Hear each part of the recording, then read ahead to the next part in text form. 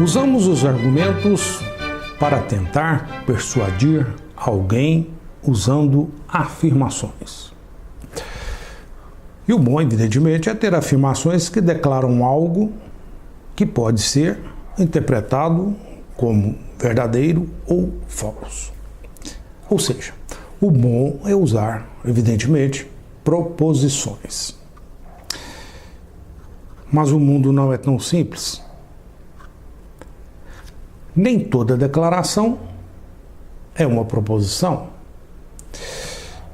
Podemos ter, por exemplo, declarações vagas.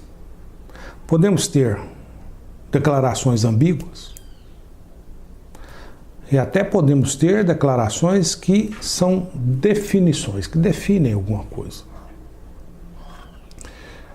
Vamos a seguir iniciar uma análise dessas coisas. Vamos começar pelas frases vagas. Veja alguns exemplos. Apresentamos nessa folha algumas frases vagas. Quando é que uma frase é vaga?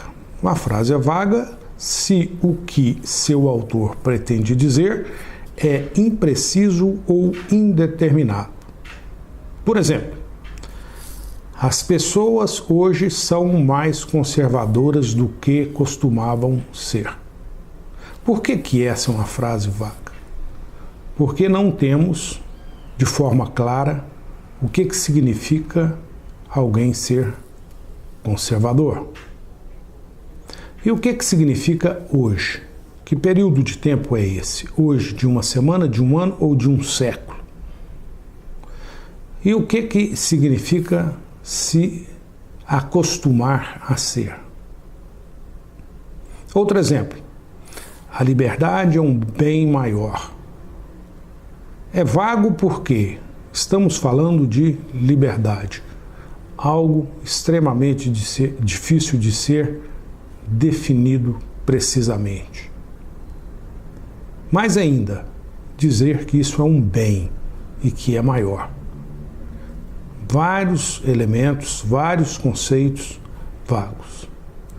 Apesar de que, evidentemente, sabemos o que significa a ausência da liberdade em muitos aspectos. Mas, mesmo assim, essa é uma sentença, é uma frase vaga. Outra frase vaga. Se ganharmos as eleições, faremos o melhor.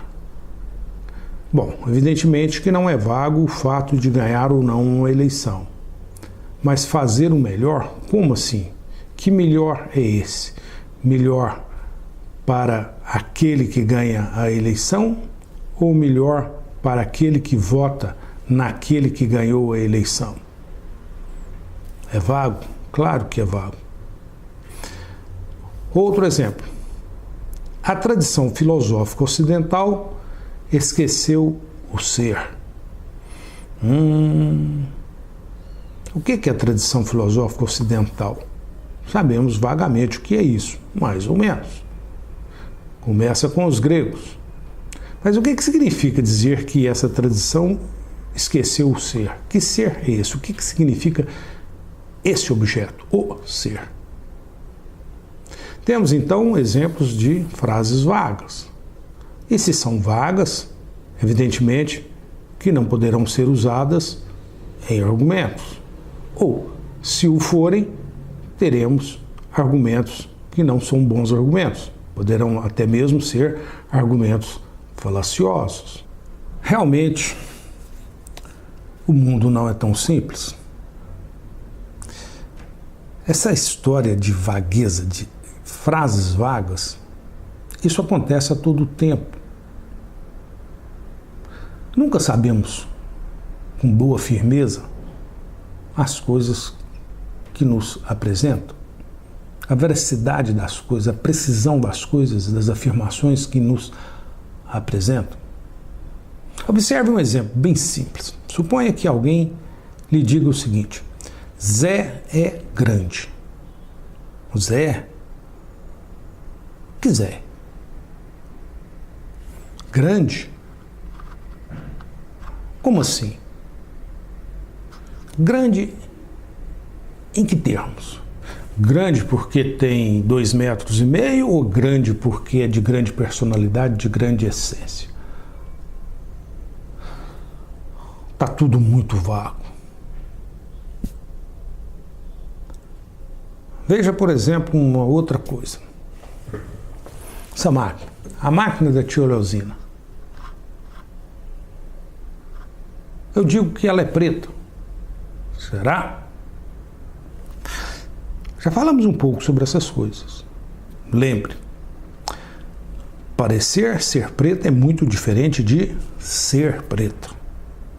É preta corresponde, nesse caso, no caso da máquina, a um conhecimento não inferencial. Um conhecimento é preta, não deduzo isso de nada. Por outro lado, parecer preta, puxa, isso não corresponde a conhecimento? É apenas impressão. Não podemos, de forma desavisada, saltar do domínio do parecer para o domínio do é. É importante pensar nisso. Pois nunca dizemos, por exemplo, no âmbito da argumentação lógica, que uma proposição parece verdadeira. Dizemos que ela é verdadeira. Podemos até dizer que é verdadeiro que ela parece verdadeira. Mas sempre dizemos inicialmente que é e que não parece. Conclusão. Em geral, o que falamos é vago, pois usamos inicialmente os sentidos para perceber. E, em geral, temos inicialmente apenas um conhecimento empírico, que pode ser bem enganador. Então, por natureza, tais coisas são vagas mesmo. Nunca sabemos se estamos enganados, em geral. Olha, mas no dia a dia não dá para ser tão exigente assim, meu amigo. Menos, bem menos. Não vamos ser tão exigentes assim com a gente. Vamos ter que usar um certo bom senso. Isso mesmo, bom senso. Já falamos disso. Não dá para ser tão exigente assim e ficar falando de algo parecer e de algo que é e de impressões e coisas assim. Pensa, ficar falando de conhecimento pré-inferencial, resultado de inferência, não, isso é tudo muito complicado. O nosso bom senso nos dirá se uma certa frase é muito vaga e que não dá para ser usada em argumentos. Veja um exemplo para a gente pensar. Temos nessa folha um argumento. Veja que argumento interessante. Se um policial bater uma vez num suspeito que se recusa a cooperar, isso não é um uso desnecessário da força. Nem se lhe bater 2 vezes, caso o suspeito continue a resistir. Talvez até possa bater-lhe 3 vezes. Se o suspeito continuar a resistir, será que o policial tem o direito de lhe bater outra vez? Seria perigoso não permitir. Logo, não se pode dizer exatamente quantas vezes pode um policial bater num suspeito, sem que tenhamos de considerar que se trata de um uso desnecessário da força. Logo, o policial não usou força desnecessária. Esse argumento que acabamos de apresentar convenceu o júri nos Estados Unidos a respeito da condenação de um indivíduo. Mas ele é um mau argumento. não é um bom argumento. Vejamos por quê. Para entender por que o argumento do policial é ruim, vamos entender o que é a falácia da fronteira imprecisa. E para entender a natureza dessa falácia, suponha que temos aqui um poste com a lâmpada, iluminando o que está próximo. Evidentemente, como a lâmpada não é uma lâmpada muito forte, longe está escuro e no meio temos uma penumbra. Ou seja, aqui no meio, a diferença entre o claro e o escuro é imprecisa. Porém, se a diferença é imprecisa, então não há diferença. Não podemos concluir tal fato. Há diferença de fato entre claro e escuro. Perto do poste eu sei que está claro e longe do poste eu sei que está escuro. No caso do argumento do policial, o argumento considera que essa implicação é verdadeira, ou seja, se a diferença é imprecisa, então não há diferença. Em outras palavras, se não sei determinar com precisão quantas vezes o policial pode bater no suspeito, então não há diferença entre bater uma vez, 2, 3, 4, 5 e assim por diante.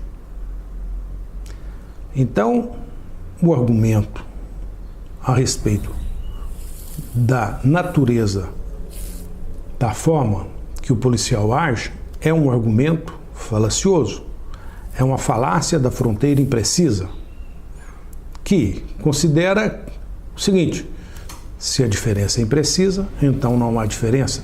Mas isso é falacioso. Eu sei que há uma diferença clara entre o claro e o escuro, apesar de que aqui no meio há uma região de penumbra. Portanto, o que temos, no caso desse argumento que fala do policial, é uma falácia, e que damos o nome de falácia da fronteira imprecisa. Olha que interessante. Quando a gente começa a pensar sobre os argumentos de forma racional, a gente começa a perceber certas coisas.